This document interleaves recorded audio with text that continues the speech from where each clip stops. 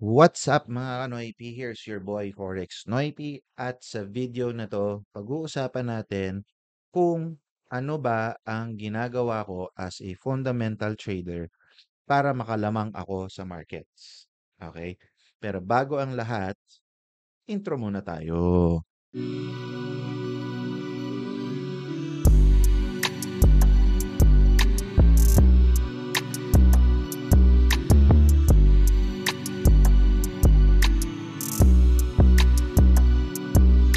Alright, what's up mga Kanoypi? Here's your boy Forex Noypi. Welcome back to my channel. Kung nanonood ka na talaga nito, sa channel ko, maraming salamat sa suporta.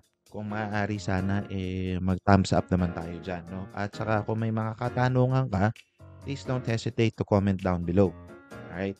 So, ang pag-uusapan natin ngayon ay kung papaano ba ako nakakalamang sa markets. Pero, pag sinabi kong nakakalamang ako sa markets, it does not mean na hindi ako natatalo. Okay? It doesn't mean na hindi ako natatalo. Ang ibig sabihin lang nito ay kombinasyon ito ng iba't ibang bagay kung papaano ako lumalamang sa markets. Ano yon? Pag-usapan natin. Isa-isa. Okay? Unang-una, lagyan natin sulat. Strategy. Okay? I am a fundamental trader by heart and by soul. At papaano ako nakarating dito sa lugar kung nasaan ako sa strategy kong ito, ang ginawa ko ay tinesting ko yung approach ko sa markets for 7 to 8 months. Hindi ko sinasabi sa inyo na kailangan ganito ang gawin nyo. Ang sinasabi ko kung ano yung ginawa ko. Siyempre, gusto ko na magpakasigurado nasunugan ako ng account diba? So I had to make sure and become very data driven. Pag nagte-test kayo ng approach sa market, natural at dapat nyong gawin mag-back test kayo at i-measure nyo yung win rate, risk to reward, at anong win percentage nyo sa sell at ano ang win percentage nyo sa buy, ano-anong asset yan, at kung ano-ano pang data. Ngayon, ang gagawin ko, maglalagay ako ng link sa description for a template where you can backtest or journal your entries. Journal your entries. Okay? Pangalawa, risk management. Sobrang gasgas na nitong salitang ito. Pero believe me, in the number of years of my experience sa mga baguhang traders, palagi na lang X ang risk management. Hindi nila iniintindihan, basta gusto lang nila kumita sila ng mas malaki ng isang trade lang. Kaya ang nangyayari, nasusunog, sumasabog yung account. Okay. So, ngayon, looking at these two things, parang sobrang simple lang yan, diba? Pero ang totoo, Kanoypi, hindi. And I will break that down for you before we go deeper. Okay. Simulan natin sa strategy. Okay, bigyan lang natin ng konting space. Ayan. Simulan natin sa strategy. Kung ikaw ay may strategy ng naisip, okay, kailangan mo muna siyang i-test. Pag sinabing i-test, magte-trade ka sa demo account, either real time or gagamitin mo yung strategy na yun, ipa-plot mo siya, ang tawag doon, backtest. Okay? Ipa-plot mo siya ng maraming beses. Ang recommendation ko, at least 100 trades. At least at the very least. Okay. So, ngayon, kung titingnan nyo, simple lang talaga Simple lang. Pero Kanoypi, sobrang hirap niyan. Bakit? Ano-ano ba ang nagpapahirap sa sinasabi kong pagtetest? Unang-una, boring. Boring mag-test kasi hindi ka pa kumikita dyan Hindi ka pa kumikita dyan, ilang buwan mo na siyang ginagawa, boring. Matagal. Okay? Pangalawa, habang nagte-test ka ng approach mo sa markets, tapos hindi mo nagugustuhan yung nakikita mo, ang tendency niyan, magiging undisciplined ka. Dadayain mo ngayon yung sarili mong test. Okay, totoo yan, Ganoy P. That's based on my experience, testimonials, at totoong nangyayari yan. Ngayon, kung ikaw ay may disiplina ka sa katawan, proven and tested mo na, may disiplina ka, very good. Very good ka, Kanoy P. Wala akong duda na kaya mong gawin tong mga to nang hindi ka nahihirapan. Na walang katorya-torya. Okay? So, fast forward tayo. Ilang buwan mong gagawin to bago ka mag-live. Diba? Diyan pa lang, mahirap na. Boring. Pangalawa, risk management. Risk, RM na lang lagay natin. Risk management. Ito yung gasgas na. Okay. Ito siguro ang pinakamahirap gawin. Bakit? Kasi kasama dyan yung disiplina eh. Hindi ko siya sinasabing mahirap physically. Okay? Sinasabi ko siyang mahirap mentally. Kasi kung hindi mahirap ang risk management, di sana lahat ng tao mayaman, diba? Kasi ito lang naman talaga ang nagpapatalo sa atin sa trading eh. Ito talaga ang ikinamamatay ng mga accounts natin. Okay, ito ang nagbibigay sa mga prop firms ng kinikita nilang pera. Dahil alam nila that 95% of the traders does not have the discipline to manage their risk appropriately. Ngayon, kung tinatamaan ka na sa mga sinasabi ko, buti nga sa'yo. Sana, sa susunod, magtanda ka na. Ngayon, kung hindi mo kayang magtanda, edi mag-scatter ka na lang. Diba? Kasi nakakagigil talaga yung gusto mong tumulong sa mga tao pero yung sarili nila, hindi nila kayang tulungan. Okay, nandun na tayo. Alright. Disiplina. Pangalawa, under risk management. Kung ikaw walang disiplina or let's say may disiplina ka na, okay? May disiplina ka to manage your risk appropriately, right? May disiplina ka ba to follow your rules? Okay? Yung rules mo, yung pinag-usapan natin kanina sa number 1, yung strategy mo or yung approach mo sa markets. Okay? Kasi maaaring 0.01 lot size ka palagi. Ganyan lang ng ganyan. Pero hindi mo sinusunod yung rule mo pag may nakita kang iba, parang magbe-breakout. Hindi naman breakout yung strategy mo. Hindi mo tinest yung breakout. Sabi mo, parang magbe-breakout dito. Makabay nga. Diba? So, disiplinado ka ba to do that? Okay. Pangatlo, under risk management. Okay. Kamusta naman ang iyong emosyon? Okay.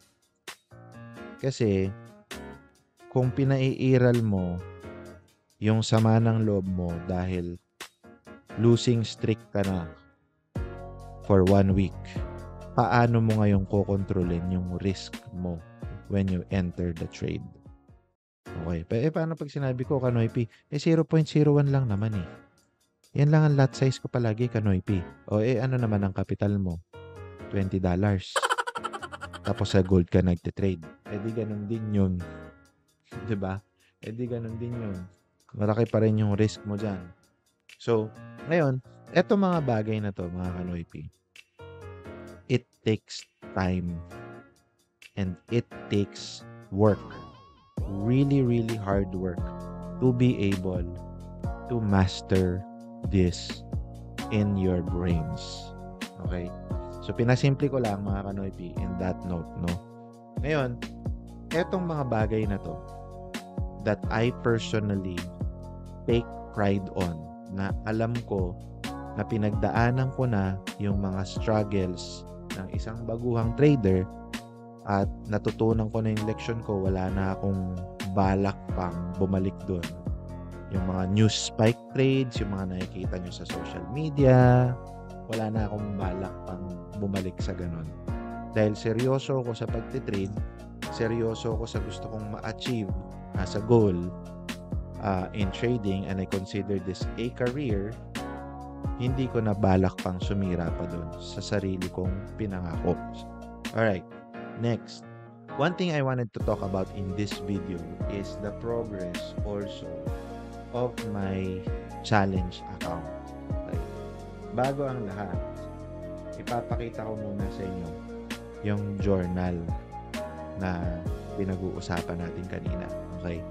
So, ito yung araw kung saan ako nagsimula mag-trade. Okay. October 21. Ang total kong trades ay 27 trades simula October 21 hanggang ngayon. Today is November 1. Okay, ito yung capital ko, ito yung goal ko, ito yung profit ko, percent to goal, ito na lang ang natitira. Mahaba pa to. Kasi trading naman is long term. Diba? Hindi naman yan talaga kuha ka ng pera ngayon, withdraw ka bukas, gawin mo lang ulit, paulit-ulit. Hindi naman siya ganun eh. It's a long-term approach. And etong approach na to, tinesting ko yan dito mga kanoypi. Ayan ang resulta ko dito. 104 trades, 18% gain, maximum losing streak 8. 18% in 3 months. Okay na yun. Masaya na ako dun, sa totoo lang. Okay? So, balik tayo dito. So, dito, alam ko na na itong strategy na to, na pag ginawa ko ito, alam ko na may potential akong magkaroon ng 8 sunod-sunod na talo. So far, simula October 21 hanggang ngayon, hindi pa yan nangyayari sa akin. Okay? So, ngayon ipakita natin yung account mo. Ito yan. Okay? So, ito yung history ko, all-time history. At kung makikita nyo, these are my trades. Maraming pula, oh. Diba? Maraming pula. Kitang-kita naman. Pero, pag tinignan mo yung realized P&L ko, I'm still up $612.66. Bakit? Ano bang dahilan? Bakit ganun? Kasi, tinesting ko yung approach ko sa market. At alam ko talaga na kumikita talaga tong strategy ginagamit ko. Okay? Kumikita talaga yung approach ko sa market. Malaki ba yung kinikita ko? Siyempre, hindi. Kasi, malayo-layo pa ako Malayo-layo pa ako sa goal Pero, I know in time, I will get there. And if I get there, etong mga same strategy, same approach ko sa market, ito na yung mga pwede kong withdrawin as I go along, di ba? Pag natapos ko yung challenge, right? So, tulad ng sinabi ko kanina, yung teorya na sinabi kong kailangan mong i-test yung strategy mo or yung approach mo sa market, ito ay isang patunay na totoong kailangan mo siyang gawin. Kasi ginawa ko yan, nakikita mo dito sa taas. Okay. Nakikita mo dito sa taas, live yan. It's a live challenge. I haven't passed it yet, but just to prove a point that this is live. And right here is my realized P&L dito sa challenge account na to. Okay. Ngayon, kung ikaw naman nakapag-backtest na, tapos sabihin mo sa akin na hindi naman gumana sa backtest, maganda yung ginawa ko Kanoypi, sinasabi ko sa'yo, kung maganda yung nangyari at resulta ng backtest mo, ang mali dyan, ikaw na. Hindi ka nagre-risk ng tama dahil pinag-usapan natin yung kanina. Risk management is the key. Diba? Kaya ka siguro natatalo. Kasi kung halimbawa, you're risking big, tas you're winning small, may mali na doon sa ginagawa mo. Kaya if you want to know more about that, comment down below. I will make a video for you to explain that further.